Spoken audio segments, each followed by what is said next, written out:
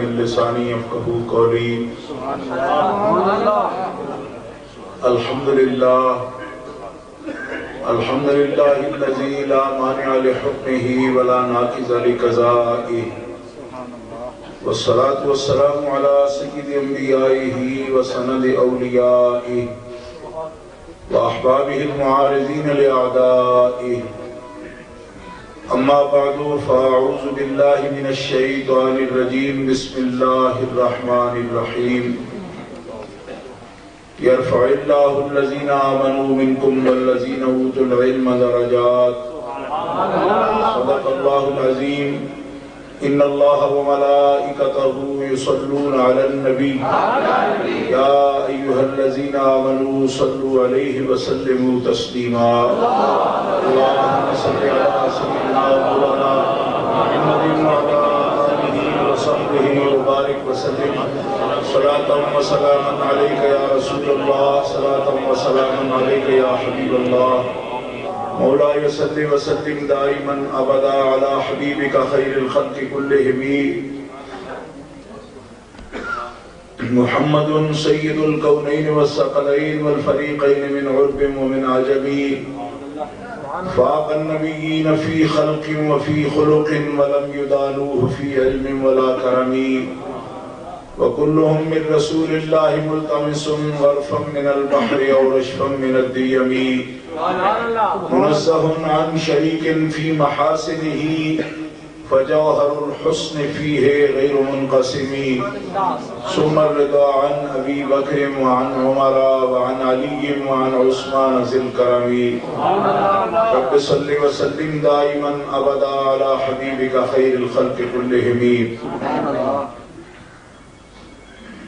اللہ تبارک و تعالی جل جلالہ و عم نوالہ و اعظم شانہ و اتم برہانہ کی حمد و ثنا حضور رحمت عالم نور مجسم شفیع معظم قائد المرسلین سید النبیین سید العالمین امام الاولین والآخرین جناب محمد مصطفیٰ احمد مجتبی صلی اللہ علیہ وآلہ واصحابہ وبارک وسلم کی بارگاہ اقدس میں ہدیہ درود و سلام پیش کرنے کے بعد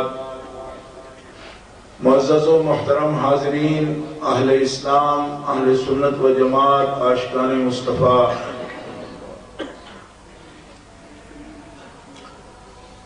دین اسلام کے عظیم مرکز اور اہل سنت و جماعت کے عظیم دینی درسگاہ جامع اسلامیہ غوثیہ چکوال میں حضرت علامہ صاحبزادہ پیر سید ریاض الحسن شاہ صاحب متظلہ نے اعلیٰ حضرت عظیم البرکت مجدد دین و ملت امام الشاہ احمد رضا خان قادری بریلوی قدس سر العزیز آپ کی یاد میں اس اجتماع کا انتظام اہتمام فرمایا ہے۔ چند روز پہلے شاہ صاحب قبلہ نے مجھے حکم فرمایا کہ میں یہاں حاضری دوں۔ الحمدللہ کہ عظیم الشان جامعہ میں بڑا وقی اجتماع ہے اور اہل سنہ والجماعہ کثیر تعداد میں محبت بھرے جذبات کے ساتھ تشریف رکھتے ہیں۔ علماء کرام، عمائدین، پرجوش نوجوان رہنما بھی موجود ہیں۔ یہ دارالعلوم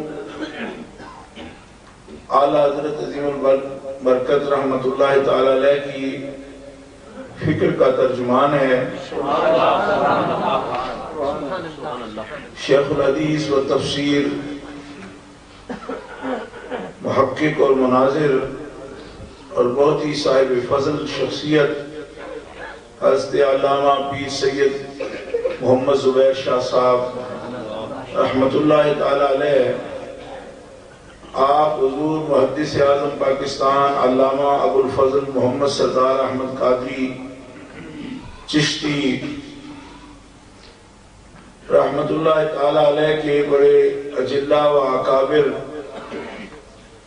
فیض یافتگان میں اور ان کی فکر کے بڑے پرجوش داعی اور مبلغ تھے، اور اپنی زندگی میں انہوں نے دین اسلام کی خدمت اور قرآن و سنت کی صحیح تعبیر اور حسین تعبیر اور تشریح، جس کو ہم فکر رضا کہتے ہیں، اس کی ترویج و اشاعت کے لیے انہوں نے بہت کوششیں کی اور بڑے ابتلا سے بھی گزرے۔ آج ان کے قائم کردہ یہ عظیم ادارے، اس میں ہم حاضر ہیں، اور سب سے پہلے ہم حضرت شاہ صاحب کے درجات کی بلندی کی دعا کرتے ہیں کہ جن کا یہ لگایا ہوا پودا ایک خوبصورت گلستان کی صورت اختیار کر گیا اور یہاں تدریس کے ساتھ، تعلیم کے ساتھ تعمیرات کا بھی ایک وسیع سلسلہ قائم ہو گیا، اللہ تعالیٰ حضرت شاہ صاحب آپ کے جانشین ان کو دین کی کاموں میں اور اس مشن کو آگے بڑھانے میں آسانیاں عطا فرمائے، اور علاقہ بھر سے اہل اسلام کو اپنے اس عظیم دینی ورثہ کے ساتھ اور امانت کے ساتھ تعاون کی اور اس کے امور میں بڑھ چڑھ کے حصہ لینے کی توفیق عطا فرمائے۔ محترم حضرات، یہ سفر المظفر کا مہینہ ہے، اور ان تاریخوں میں اعلیٰ حضرت رحمۃ اللہ علیہ کا سالانہ عرس مبارک بریلی شریف میں جامع منظر اسلام میں ہوتا ہے، اور ان دنوں کی نسبت سے پوری دنیا میں اعلیٰ حضرت رحمۃ اللہ علیہ کے یوم کا اہتمام ہوتا ہے۔ میں نے خود کئی ملکوں میں، افریقہ میں بھی اور یورپ میں بھی، دیگر اسکینڈینیویا میں، عرب ممالک میں بھی اعلیٰ حضرت رحمۃ اللہ علیہ کے عرس کی تقریبات میں حاضری کا شرف حاصل کیا ہے۔ لوگ اعلیٰ حضرت عظیم البرکت رحمۃ اللہ تعالی علیہ کے مشن کے ساتھ، آپ کی فکر کے ساتھ، آپ کی شخصیت کے ساتھ بہت پرخلوص محبت کرتے ہیں، اور دن بدن آپ کی فکر کی تسہیل کا کام ہو رہا ہے، جیسا کہ بھی عزیز القدر نوید حیدری صاحب کہہ رہے تھے کہ حضرت کی فکر کو سمجھنا بھی ایک مسئلہ ہے، کیونکہ خالص علمی موضوعات ہیں دین اسلام کے، جو اصولی موضوع ہیں ان پر آپ کا کام ہے۔ علم کلام جو ہوتا ہے یہ ایک مغز نچوڑ ہوتا ہے، اس کے اندر قرآن و سنت کے دلائل اور پھر دلائل کے اخذ کرنے کے، نکالنے کے جو طرق ہیں وہ سب قوانین اس میں استعمال ہوتے ہیں، اور پھر منطقی فلسفی اصولوں اور قواعد کے مطابق اور کلیات کے مطابق بھی کام ہوتا ہے۔ ہر اعتبار سے تمام علوم اس میں موجود ہوتے ہیں۔ تو اعلیٰ حضرت رحمۃ اللہ علیہ کو ان تمام علوم پر دسترس تھی، اور سارے علم جو ہے نا وہ آپ کمال آپ کا یہ ہے کہ ہمارا کوئی منطقی دوست بزرگ عالم اگر بولتا ہے تو وہ منطق کے قواعد کو بیان کرتا ہے، فلسفے کے قواعد کو بیان کرتا ہے، اور تقریر میں اس کو منطبق کرنا اس کے لیے بڑا مشکل ہو جاتا ہے۔ معلوم ہوتا ہے شاید یہ اظہار کرنا چاہتا ہے کہ مجھے یہ علم آتے ہیں۔ اعلیٰ رحمۃ اللہ علیہ جتنے بھی علوم پڑھے ہیں ان سب کو اس بات پر منطبق آپ فرما دیا، بڑی آسانی سے کہ ہر علم کو عظمت مصطفیٰ کے بیان کے لیے ایک انسٹرومنٹ اور آلہ بنانا، ہر ایک سے آپ سرکار کی عظمت کو ثابت کریں، اور اس میں آپ بڑے کامیاب ہیں۔ کوئی سی کتاب ہو آپ کی، آپ اٹھا کر دیکھ لیں کس انداز سے آپ پاس کرتے ہیں۔ اعلیٰ حضرت رحمۃ اللہ تعالی علیہ نے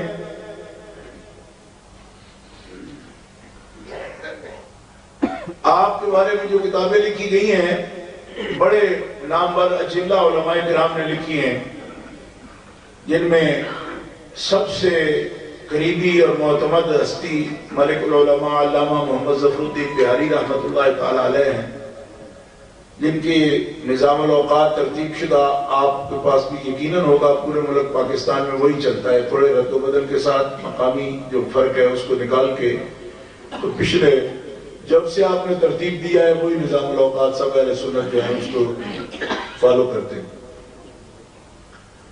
اور ملک العلماء کی شخصیت ایسی تھی کہ انہوں نے ہی فاضل بریلوی رحمۃ اللہ علیہ سے سب سے زیادہ پڑھا ہے، ورنہ آپ کے خلفاء میں جو اور نام آتے ہیں وہ پڑھ کے آئے تھے اعلیٰ حضرت کو اکثر، لیکن ملک العلماء وہ ہیں کہ جن کی تربیت اور تعلیم اعلیٰ حضرت نے فرمائی ہے، اور ان پر اتنا اعتماد تھا آپ کو کہ ان کو عزیز از جان لکھتے تھے۔ یعنی آپ بہت بڑے علمی عملی روحانی شخصیت ہیں، لیکن جس شاگرد پر آپ کو اتنا ناز تھا کہ آپ حضرت صوفی لال خان صاحب جو جنرل سیکرٹری تھے انجمن نعمانیہ لاہور کے، انہوں نے مدرس کے لیے درخواست پیش کی جامعہ نعمانیہ کے لیے بریلی شریف میں کہ آپ ہمیں مدرس عطا فرمائیں، تو حضرت ملک العلماء کو اعلیٰ حضرت نے بھیجا، اور ملک لال خان کے نام جو خط لکھا مکتوبات اعلیٰ حضرت میں موجود ہے، اس میں آپ نے فرمایا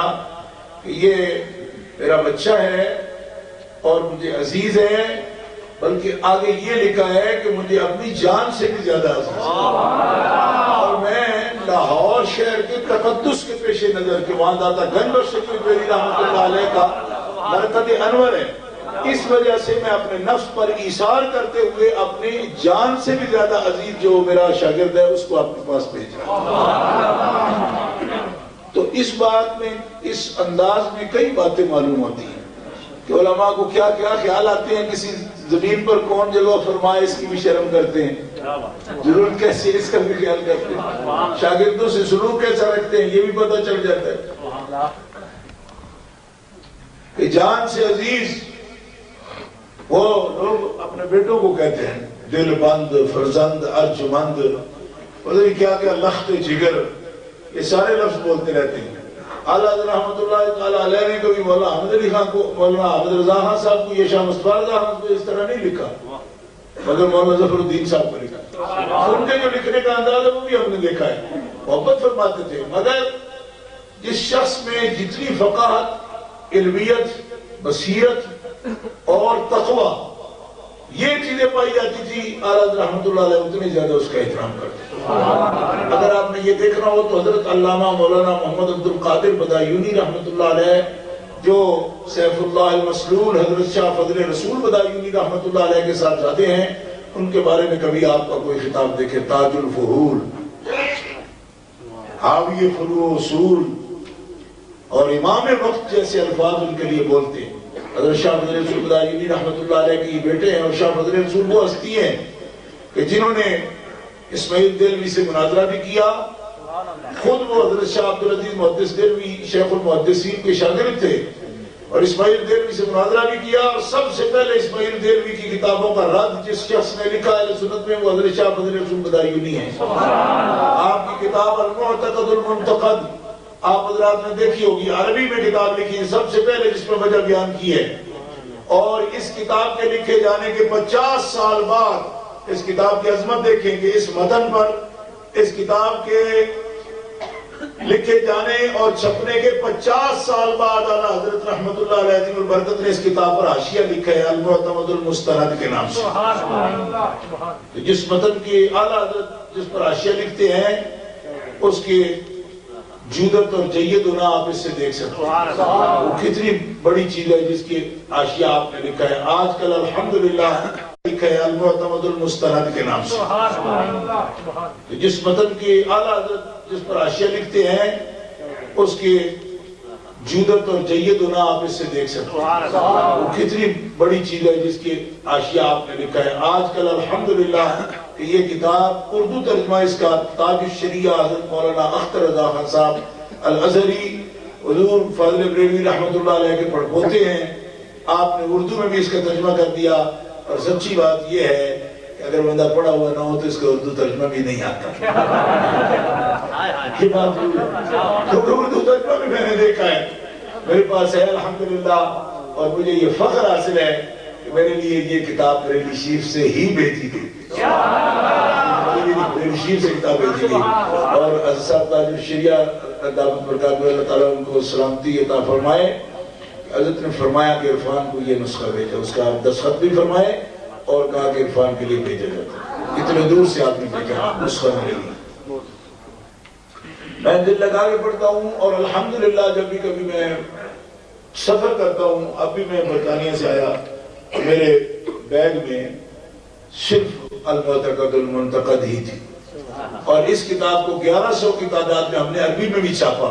اور اس کا اثر آپ کو بتا دیتا ہوں کہ جو عربی علماء شام سے، یمن سے، دوسرے علاقوں سے برطانیہ میں جاتے ہیں، وہ دیوبندیوں کو رحمت اللہ علیہ وغیرہ کہہ دیتے ہیں، اس وجہ سے کہ وہ ان کی اصل حقیقت کو جانتے نہیں، اور جو کتابیں کوئی شروع وغیرہ ان کی دیکھتے ہیں حدیث پاک کی یا کسی طرح، تو اس تعارف میں کہ شاید وہ بڑے پڑھے لکھے ہیں تو ان کے بارے میں اس نے زن رکھتے ہیں۔ میں نے ان کو کہا کہ آپ ان کے عقیدوں سے واقف نہیں ہیں، تو ایک دو نے اعتراف کیا، جو بڑے شیوخ ہیں، نام نہیں لیتا ان کا، مگر انہوں نے کہا کہ واقعی ہم زیادہ نہیں جانتے۔ تو پھر میرے ذہن میں یہ بات آئی کہ میں اس کتاب کا اشاعت کروں۔ الحمدللہ کہ ہم نے 1100 کی تعداد میں بڑے اعلیٰ بیروت کے انداز میں اس کتاب کو شائع کیا، اور آکسفورڈ یونیورسٹی میں، ہڈرسفیلڈ یونیورسٹی میں، بریڈ فورڈ یونیورسٹی میں، لیڈز کے اندر یونیورسٹی ہے، اس میں سینکڑوں عربی طلباء پڑھتے ہیں اور پروفیسر ہیں ان کے جو پڑھانے والے، ان میں وہ کتابیں تقسیم کی، اور اس کتاب کے اندر اب بھی یعنی اتنی جان ہے کہ آپ کو پتہ ہے کہ عرب پڑھنے والے بڑے نخریلے ہوتے ہیں، لیکن وہاں الجزائر کے ایک پروفیسر ہیں جو ہڈرسفیلڈ یونیورسٹی میں پڑھاتے ہیں، انہوں نے جب اس کتاب کو پڑھا تو وہاں ہمارا ایک اسٹوڈنٹ پڑھتا ہے، میرے پاس بھی وہ شراکت پڑھتا ہے، تو وہاں یونیورسٹی میں پڑھتا ہے جا کے، اس نے مجھے آگے بتایا کہ جب اس کو پروفیسر الجزائری کو میں نے کتاب پڑھائی ہے، تو 4-5 دن کے بعد وہ جب مسجد میں زور کے وقت نماز کے لیے آیا تو ایک پرانا وہاں پہ دیوبندی امام تھا، تو اس کو اس نے کہا کہ تم تھانوی کو جانتے ہو؟ اس نے کہا میں جانتا ہوں، جو حکیم الامت ہے۔ انہوں نے کہا اچھا وہ حکیم الامت ہے تو آئندہ ہمیں جماعت کرانے کی، امامت کرانے کی ضرورت نہیں کرنا۔ آپ یقین کریں میں بالکل مدرسہ ہے، میں اس کے اندر بیٹھا ہوں، یعنی اس نے کہا جی آپ تو کئی سالوں سے پڑھ رہے ہیں، میں پڑھا رہا ہوں، تعلقات بڑے اچھے ہیں، مٹھائی بھی کھلاتا ہوں آپ کو، میرے آج یہ کیا ہوا ہے؟ انہوں نے کہا کہ تیرے اس تھانوی کا پیٹ احمد رضا کی تلوار نے پھاڑ دیا۔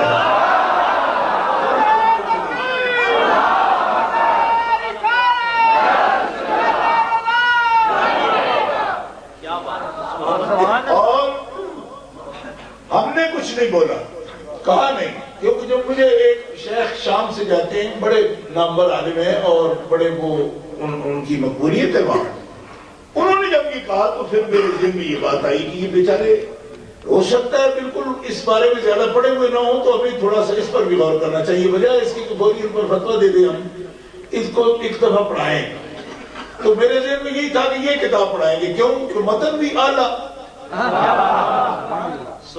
یعنی حضرت شاہ فضل رسول بدایونی کو دنیا تحقیق کا بادشاہ مانتے ہیں اعلیٰ، باقاعدہ یہ لفظ بولتے ہیں، فرماتے ہیں اس دنیا کے جب بادشاہ فضل رسول بدایونی ہے تو انشاءاللہ میں وزیر اعظم ہوں۔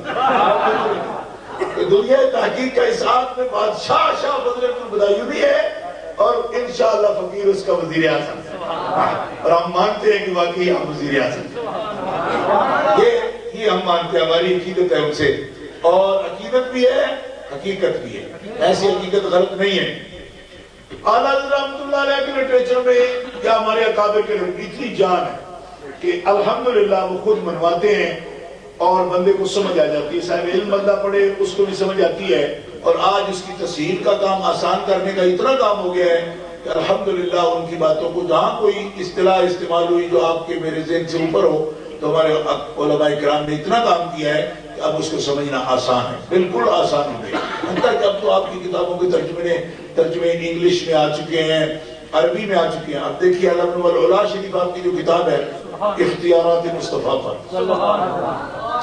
میں اکثر تقریروں میں کہتا رہتا ہوں کہ اعلیٰ حضرت کو اگر آپ کوئی بندہ سمجھنا چاہے کہ اعلیٰ کیسے نبی کریم علیہ السلام سے محبت کرتے تھے, آپ کے انداز استدلال کا کیا تھا, دلائل کیسے لاتے تھے, دیکھنا چاہے تو علم والعلا کو پڑھیں. بڑی مانت آرا کتاب ہے آپ کی, اور بڑے عبوساً قمطریرہ قسم کے جو بندے ہیں خشک مزاج, وہ بھی اگر ایک دفعہ دھیان سے پڑھ جائیں تو دل میں سبزہ پیدا ہو جاتا ہے. کوئی نہیں, بالکل جو چٹیل دل ایسے رکھتے ہیں بالکل ہی چھڑے ہوئے اور ایک رنگی آ جاتی ہے. اس درد کے ساتھ سرکار کی شان بیان کی ہے اس کتاب میں, اتنے دلائل جمع کیے ہیں علم. تو حضرت تاج الشریعہ علامہ اختر رضا خان صاحب آپ نے یہ لطف فرمایا کہ اس اردو کتاب کو پوری کی پوری کو عربی کر دیا. اب یہ کتاب بیروت میں بھی چھپی ہے, مصر میں بھی چھپی ہے, اور وہاں اس کتاب نے دھوم مچا دی. جامعہ ازہر کے اندر بھی دھوم مچا دی اس کتاب. اور کتنے ایڈیشن اس میں, یہ باقاعدہ کتاب جو ہے یہ قاہرہ سے چھپی ہے, اور اس کتاب پر پروفیسر خالد ثابت وہاں ازہر کے استاد ہیں, انہوں نے مقدمہ لکھا ہے 72 صفحے کا, جس میں اعلیٰ رحمۃ اللہ تعالیٰ علیہ کی تعلیمات کو اور آپ کی فکر کو اور آپ کی شخصیت کو انہوں نے بڑے اچھے انداز میں پیش کیا. انہی پروفیسر خالد ثابت نے الانصاف الامام کے نام سے 250 صفحے کا تذکرہ فاضل بریلوی کا لکھا ہے, اور انہی نے اقطاب الامہ کے نام سے 3 بزرگوں کے حوالے, ایک سینیگال کے اور ایک یہ سری نام کے, اور ایک سرکار اعلیٰ حضرت 3 اقطاب کے عنوان سے, اقطاب الامہ کے عنوان سے انہوں نے کتاب لکھی ہے. اس کے اندر بھی 172 صفحے کا مضمون جو ہے فاضل بریلوی رحمۃ اللہ علیہ پر انہوں نے رقم فرمایا. عرب علماء جو بات ہے, فاضل بریلوی بڑی جاذبیت بھی ہے, اور ان کے فکر کے اندر ایک ایسی میں کہتا ہوں کہ اپنی طرف کھینچنے والے ایسی بات ہے کہ جس آدمی کو فاضل بریلوی کو پڑھنے کا طریقہ آ جائے اور اس کا ذوق ایسا سلیم بن جائے کہ آپ کی کتاب کو سمجھتا ہے, کسی مصنف کے پاس اس کی پیاس نہیں بجھتی. آپ جو بھی اس کے سامنے کتاب لے آئیں اس کا ذوق کوئی پورا نہیں کر سکتا. جس کو فاضل بریلوی سمجھ آ جائے اور پتہ چل جائے کہ فاضل بریلوی رحمۃ اللہ علیہ کس طرح لکھتے ہیں اور کیا لکھتے ہیں, یہ آپ کا مقام ہے. اللہ تعالیٰ جل شانہ فرماتا ہے کہ مومنین تم میں سے ایمان والوں کو اللہ تعالیٰ نے بلند شان عطا فرمائی اور ان کو علم کے درجات میں سے بلندیاں عطا فرمائی. اور اصحاب علم کا درجہ بڑا بلند ہوتا ہے. آپ جانتے ہیں حَلْ يَسْتَوِي الَّذِينَ يَعْلَمُونَ وَالَّذِينَ لَا يَعْلَمُونَ, کیا علم والے اور بے علم برابر ہوتے ہیں؟ اللہ فرماتا ہے نہیں ہوتے. جی خبیث اور طیب برابر ہوتے ہیں؟ نہیں ہوتے. قرآن فرماتا ہے پاک اور پلید برابر ہے؟ نہیں. قل کہو کہ پاک اور پلید برابر نہیں. هل يستوي الأعمى والبصير, کیا اندھے اور آنکھ والے, نابینا اور بینا برابر ہیں؟ نہیں. کیا ظلمت اور نور برابر ہے؟ کیا زندہ اور مردہ برابر ہے؟ یہ ہے سوال علم کے بارے میں. هل يستوي الأعمى والبصير ولا الظلمات ولا النور ولا الظل ولا الحرور احیاء و اموات, یعنی یہ کیفیات 8 درجے بیان کیے گئے ہیں, برابر نہیں ہیں. جیسے زندہ اور مردہ برابر نہیں, ظلمت اور نور برابر نہیں, اسی طرح علم والے اور بے علم برابر ہے. سب محبت سے کہو برابر ہے. قرآن پاک میں برابر نہیں. تو جو لوگ علم سیکھیں اور نہ سیکھیں وہ برابر نہیں. یہاں کسبی جو علم ہے وہ برابر نہیں ہے کہ ایک سیکھتا ہے ایک نہیں سیکھتا، وہ برابر نہیں. ایک نے سیکھا ہے ایک نے نہیں سیکھا. ایک شخص آتا ہے ان کو دونوں کو برابر کہتا ہے تو وہ قرآن پاک کی حقیقت کا انکار کرتا ہے. لوگ اس کو منع کریں گے اس طرح نہ کرو، یہ حافظ صاحب ہے آپ حافظ نہیں ہیں، ان کو 30 پارے آتے ہیں آپ کو نہیں آتے، آپ اور یہ برابر نہیں ہیں. یہ عالم ہے، گرامر پڑھے ہوئے ہیں، عربی جانتے، صرف نحو کتابیں ساری جب پڑھے ہوئے ہیں، جو رائے علوم میں پڑھے آپ کو نہیں پڑھے، آپ برابر نہیں کہہ سکتے. لیکن کہے گا وہ جس کو پتہ ہے کہ قرآن میں ایسا ہے. یہ بات خاص ہے.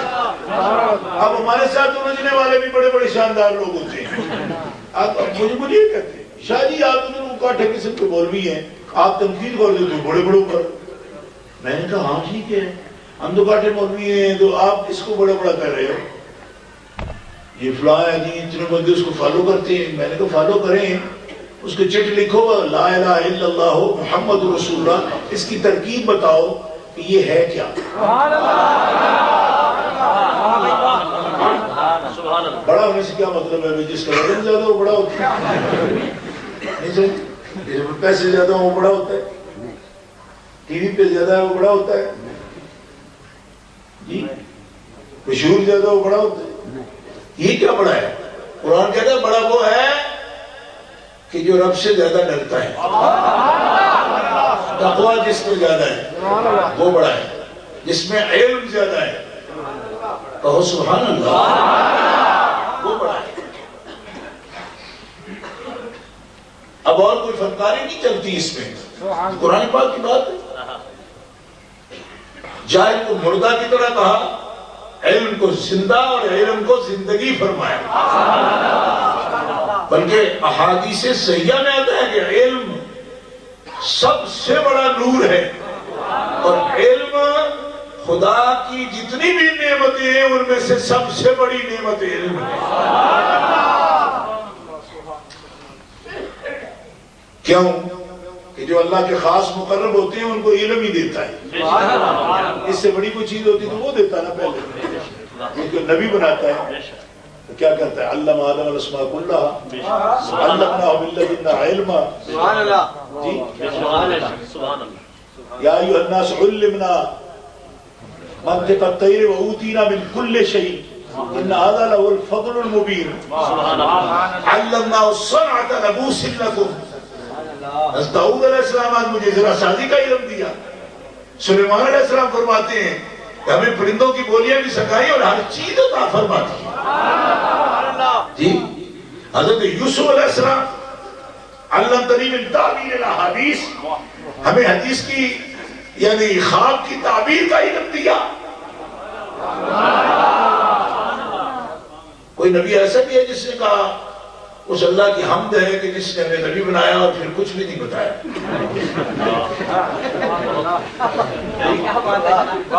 آپ کو تو یہ بھی خیال ہے نا کہ مطلب ترنت ہی بڑے مولوی ہوتے ہیں.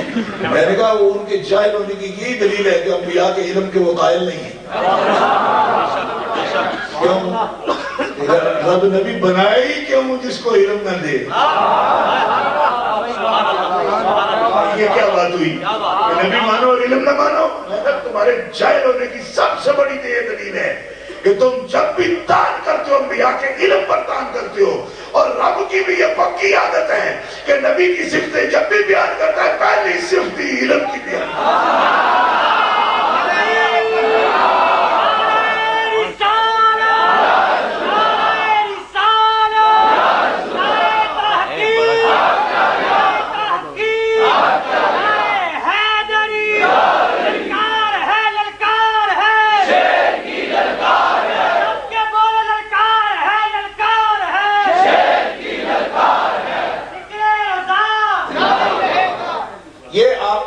قرآن پاک میں سے مختلف مقامات سے. اور ابھی اس کو کوئی احاطہ کرنا مقصد نہیں ہے، ایک اشارہ دیا ہے میں نے حضرت داؤد علیہ السلام کے بارے میں. اس کو کوئی احاطہ کرنا مقصد نہیں ہے، ایک اشارہ دیا ہے میں نے حضرت داؤد علیہ السلام کے بارے میں، حضرت یوسف علیہ السلام کے بارے میں. حضرت آدم علیہ السلام کے بارے میں، حضرت ابراہیم علیہ السلام کے بارے میں وَكَذَلِكَ نُرِي إِبْرَاهِيمَ مَلَكُوتَ السَّمَاوَاتِ وَالْأَرْضِ، مشاہدے کی بات آئی نا. لیکن اعلیٰ حضرت کی ترتیب دیکھو، اس مضمون کو اور لوگوں نے بھی بیان کیا، مگر اعلیٰ الحمدللہ علیہ فرماتے ہیں جتنے علم بیان کیے اس کے ساتھ قید ہے. ہر ایک نبی کی علم کے ساتھ قید ہے. قید سمجھتے ہو؟ مطلق نہیں رکھا اس کو، علم کو. ہر ایک کے ساتھ قید ہے. کیا؟ علمنا الصنعۃ لکم، ان کو زیرہ سازی کا علم ہے. معلوم ہے علم ہے زیرہ سازی کا. ٹھیک ہے. علامہ آدم علیہ السلام کلہ، آدم علیہ السلام کو علم ہے کہ اسماء ناموں کا علم ہے، نام جانتے ہیں اور نام کے مسمیات بھی جانتے ہیں. جن چیزوں کے نام ہیں ان کو بھی جانتے ہیں. یہ سب نے لکھا ہے، تفاسیر میں موجود ہے. صرف نام نہیں جانتے، کیونکہ نام کا مطلب جو ہوتا ہے نام والی شے کو بھی جانتے ہیں. بلکہ اس پر مفسرین کا اتفاق ہے کہ نہ صرف نام والی شے کی شکل پہچانتے ہیں بلکہ اس کے خواص کو بھی پہچانتے ہیں. یہ ایک بڑی بات ہے کہ اس کے خواص کو بھی پہچانتے ہیں، اس کے اثرات کو بھی جانتے ہیں ہر چیز کے. کیوں؟ ہم تو بریلی گئے ہی نہیں. اچھا ویسے ڈرنے کیا نہ بھی گئے ہوں تو آپ کہہ سکتے ہو. آپ پاکستانی ہو، ساری عمر پاکستان آپ نے دیکھا ہی نہیں سارا. کوئٹے گئے ہو؟ نہیں. ہاں مستقبل میں جانے کا پروگرام ہے؟ کوئی نہیں.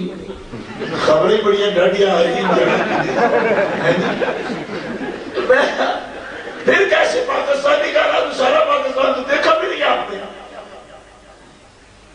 اللہ اکبر.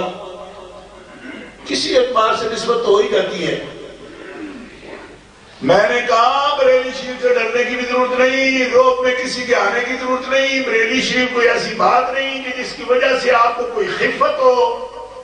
خفت آپ کو ہوگی کہ بریلی والوں کے بغیر مسئلہ حل نہیں ہوگا، مطالعہ ملے گا کوئی نہیں، راہ ملنی کوئی نہیں، تو پھر چور بنے پھرتے رہو گے.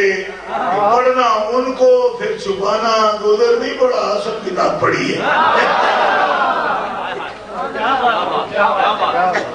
کیونکہ ہمیں پتہ ہے، ہمیں پتہ ہے اس بات کا کہ بات بنے گی نہیں. اب دیکھو فکر اللہ کیا ہے. یہ تو آیتیں ہیں قرآن کی. ترتیب دیکھو، اس ترتیب کو، تشریح کو، توضیح کو، اس کو ہم فکر اللہ کہتے ہیں. اصل کو فکر اللہ نہیں کہہ سکتے، یہ تو قرآن کی فکر ہے. قرآن کی فکر ہے. اور فکر بھی سمجھنا، چکوال میں شاید زیادہ بندے سمجھدار ہو. میرے منڈی والدین والے تو ابھی تک فکر کو پریشانی سمجھتی ہے. یہ بھی ایک بڑی ہم یہ بھی بڑے بڑے کرتے ہیں کہ فکر اللہ وغیرہ.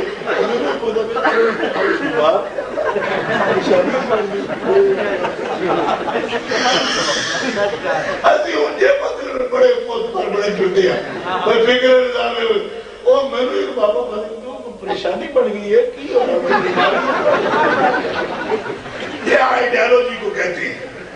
ٹھیک ہے جی، نظریے کو کہتے ہیں. یہ وہ پریشانی والی فکر نہیں ہے. افکار جس کی جمع آپ بولتے ہو، یہ اس قسم کی چیز ہے. آپ سب لوگ حیران ہو کہ ایسا کیوں کرتا ہے، لیکن کچھ بندے ایسے ہیں مجھے پتا ہے، وہ جو ہے ان کی پریشانی دور کر دوں. یہ کیا ہے؟ اصل میں سوڑے مبلیہ میں فکر ہوتی کوئی نہیں. یہ اللہ نے تو کیڑی فکر پہنے گی، اس قسم کی فکر نہیں. یہ آئیڈیالوجی ہے، نظریہ. اب آپ کو سمجھ آئے گی. بلکہ آج کل جو بولتے ہیں تو تھنک کہتے ہیں. تھنک سوچ کو کہہ رہے ہیں. تو اعلیٰ حضرت کی ترتیب کیا ہے؟ آیتیں آپ نے سن لی قرآن پاک کی. ایک ترتیب سے میں نے چونکہ حفاظ بہت ہے چکوال میں، اس لیے میں آپ پر چھوڑتا ہوں کہ آگے آپ علامہ اس قسم کی خود نکالتے رہو. بہت ہے قرآن پاک میں. ٹھیک ہے جی. ورس نمبر اور جناب پارٹ 2 یہ بھی میں نہیں کروں گا کیونکہ وہ دے واسطے بڑا کلونا ہونا پڑتا ہے نا. ورس نمبر 10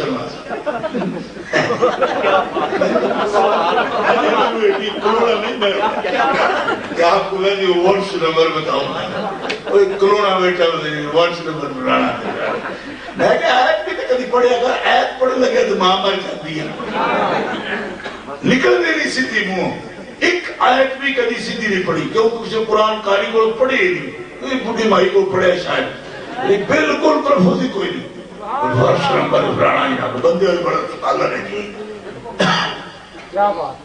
اب سکالر کے لیے یہ بات میں نے پہلے بھی آپ سے عرض کی ہے کہ کسی کے علم کے لیے پہلے عالم ہونا پڑتا ہے. خود جاننے والا ہو تو وہ سمجھتا ہے اس کے اندر کتنا علم ہے. ایسے ہی رائے پیش کرتے ہیں جی بولتا بہت ہے, یہ کوئی علم کی نشانی نہیں ہوتی.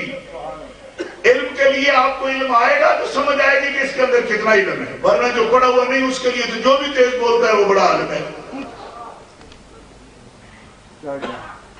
اعلیٰ حضرت کی ترتیب دیکھو آپ کیا لکھتے ہیں. آپ فرماتے ہیں یہ جتنی آیات بینات ہیں 7 انبیاء کرام کے بارے میں, ان کے اندر قید ہے.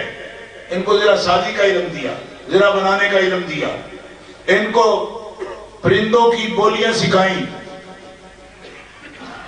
اور ان کو خوابوں کا علم, خواب کی تعبیر کا علم دیا. سبحان اللہ. خواب کی تعبیر کا علم دیا, یہ علم ہے. خواب کی تعبیر کا علم عطا فرمایا. ان کو اسماء اور خاص علم وحی علمنا من لدنا علما, اسرار بتائے, اسرار, سر, اسرار جن کا تعلق کوئی منطق فلسفے سے نہیں, نہ کوئی احکام اسلامی سے ان کا تعلق ہے. بعض لوگ یہ کہتے ہیں کہ ان کا علم زیادہ کیوں ہوا, اس لیے اعلیٰ نے اس پر بھی اشارہ کیا ہے کہ ان میں کوئی بات بھی احکام سے متعلق نہیں, کہ اسرار ہیں, اسرار. لہذا احکام چھوڑ کر اسرار کے پیچھے پڑنا یہ بھی علماء کی شان نہیں. نوٹ کرو, یہ ایک الگ موضوع ہے اعلیٰ کا بیعت و خلافت. آپ کا رسالہ دیکھو گے تو سمجھ آئے گی, اس پر آپ بولتے ہیں. بعض لوگ اس کے پیچھے پڑ جاتے ہیں کہ اصل چیز یہ ہے جی, یہ اصل نہیں ہے. اصل وہ ہے جو اللہ تعالیٰ نے خضر علیہ السلام کے مقابلے میں موسیٰ علیہ السلام کو عطا فرمائی ہے. کیونکہ کتاب وہ ہے, شریعت وہ ہے, یہ اسرار ہیں. اور لوگ اسرار کی قیمت زیادہ سمجھتے ہیں, اور اکثر تو اس وجہ سے سمجھتے ہیں اس قسم کی باتیں کرنے سے اچھی. چلو چھوڑو, اس لفظ کو نہیں بولتا میں. مقصد یہ ہے کہ اس کا مقصد مال دنیا ہوتا ہے. اسرار کو اس لیے پڑھتے ہیں, ورنہ جو اسرار خلوص نیت سے پڑھتے ہیں وہ کسی سر کو ظاہر ہی نہیں کرتے. کیونکہ اسرار تو سر کی جمع ہے نا, تو سر جب تک سر رہے تو سر ہوتا ہے نا. سر جب سر بن جائے تو پھر وہ بزنس بن جائے. اس کو غور کرو.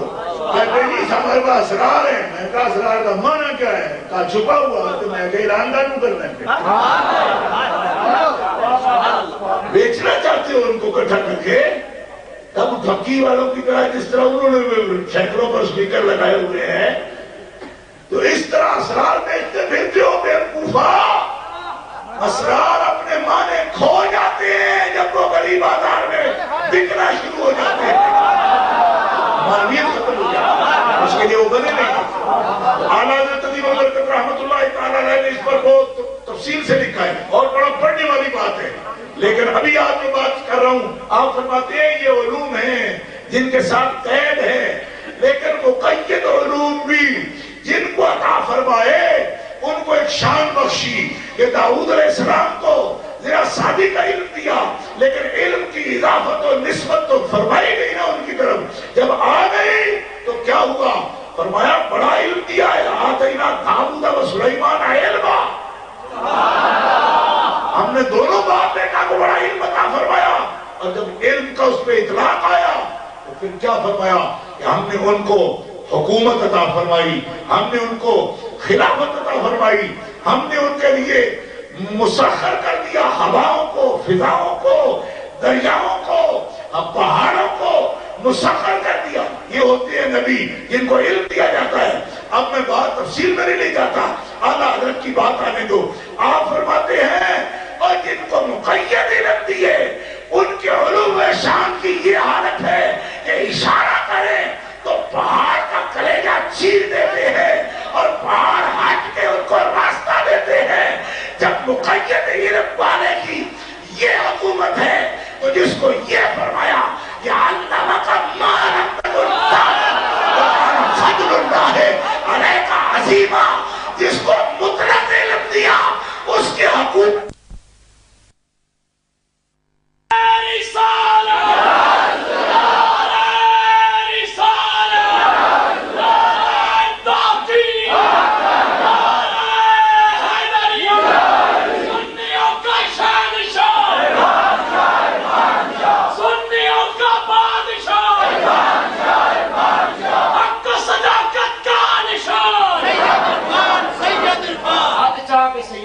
سید عرفان حق و صداقت کا نشان سید عرفان سنیوں کو ہاتھ نہیں چھاؤنوں نے حق و صداقت کا نشان سید عرفان جو سچا سنی ہاتھ دونوں لے لا کے حق و صداقت کا نشان سید عرفان حق و صداقت کی پہچان سید عرفان فکر رضا کا ترجمان سید عرفان ساڈی جلد تے ساڈی جان سید عرفان ہاتھ چلاؤ یار ساڈی جلد تے ساڈی جان سید عرفان ساڈی جلد تے ساڈی جان سید عرفان سنیوں کا شہنشاہ سنیوں کا بادشاہ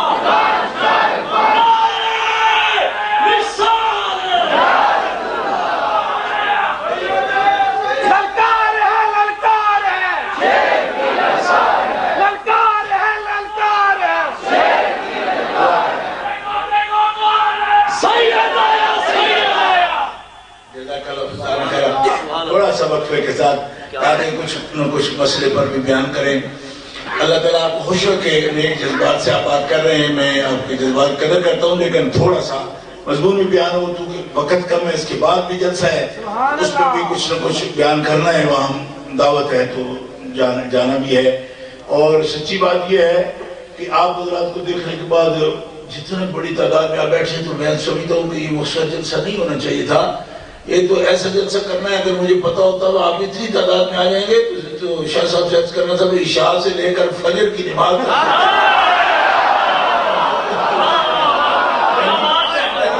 جلسہ تقاضا ہے. کم از کم اتنے افراد کے لیے ایک منٹ بھی بولے نا, ہر شخص کے حصے کا ایک منٹ بولا جائے تو شاید رات گزر سکتی ہے. تو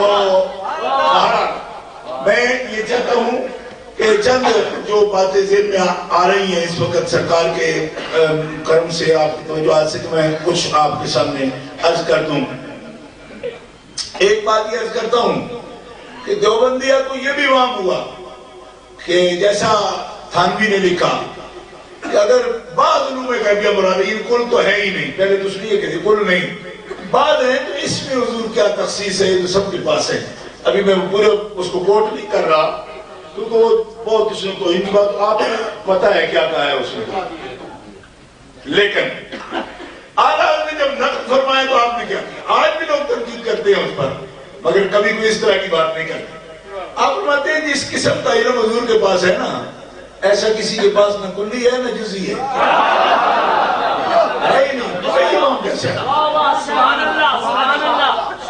تم نے جو ایسا کہا, ایک تو یہ ہے نا تشبیہ تھی کس سے, اس وجہ سے کفر کا فتوہ اس پر لگا تھانوی پر. لیکن آپ نے فرمایا نا تیرے ذرا کسبل نکالوں, سمجھ بھی آئے کہ علم چیز کیا ہے. فاضل میرے نہیں فرماتے ہیں جو نوعیت ہے سرکار کے علم اقدس کی, نہ وہ کلی کسی کے پاس ہے نہ جزئی کسی کے پاس ہے, اور جتنا کسی کے پاس ہے نا وہ اس کا نہیں. کیوں؟ اس لیے کہ بے واسطہ مصطفیٰ کریم کے اتنا بھی کسی کے پاس نہیں آتا.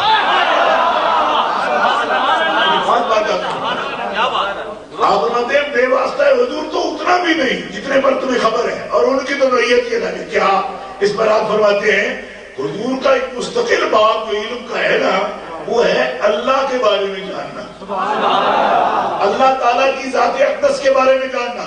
یہ حضور کا وہ باب ہے جس میں کوئی نبی بھی آپ کا شریک نہیں.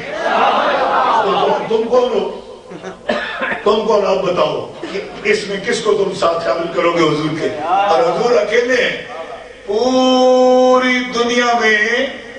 سرکار دو عالم علیہ السلام حضرت آدم علیہ السلام سے لے کر قیامت تک اکیلے ہیں جو یہ دعویٰ کرتے ہیں انا اعلمکم باللہ, میں اعلم باللہ ہوں.